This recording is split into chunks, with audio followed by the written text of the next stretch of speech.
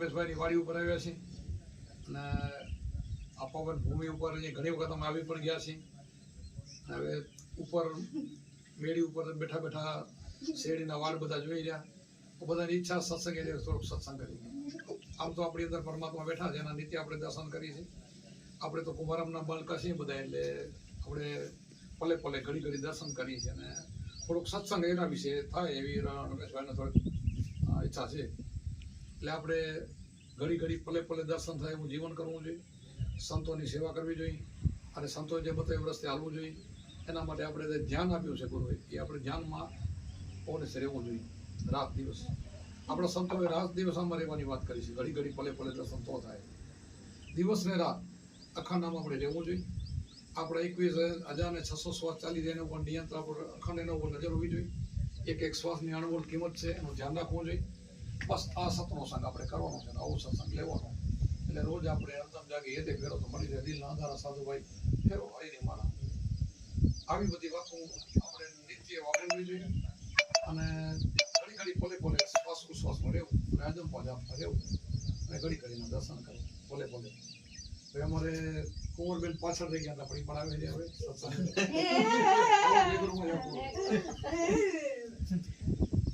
એટલે આ રીતે સંતો જ્યાં જાય ત્યાં થોડું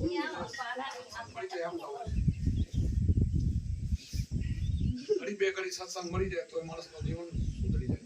આપણા સંતો જેને જેને મળ્યા છે એ ઘડી બે ઘડીમાં તો ખ્યાલ કરી દીધા છે. એટલે આપણો સત્સંગ સારો હોય હંમેશના માટે એવો જ આપણે સત્સંગ કરીએ છીએ. અને પછી જ આપણે નિયમથી વર્તનથી હાલીએ એટલે આપણે આપણે આપણા સમણમાં રહેવું, પોતાના સ્વરૂપમાં રહેવું, પોતાના આત્માની ઓળખ કરી લેવાની.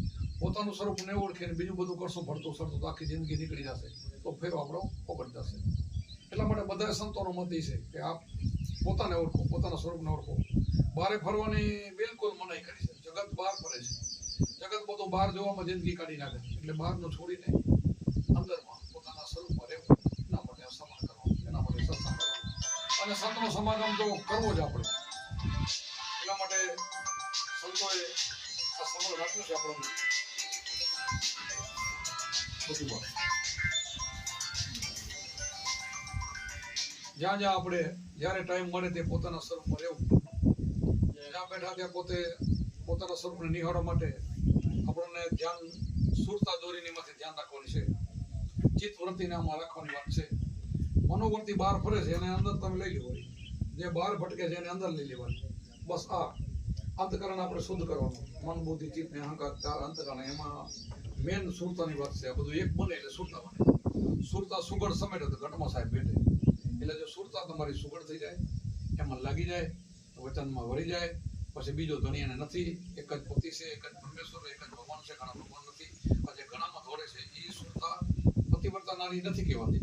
એ જે રખડે છે આમ, તો રખડે ને માર પડે તો પોતાનો જે પતિ, પોતાનો જે પરમેશ્વર, પોતાનો જે આત્મા છે, ઘણી મેન છે, તો મેન હાઈ પાવર છે, એમાં રહેવા માટે સુરતાને એમાં લગાડવાનું. બરો સત્ય કરો થોડો કે સત્સંગ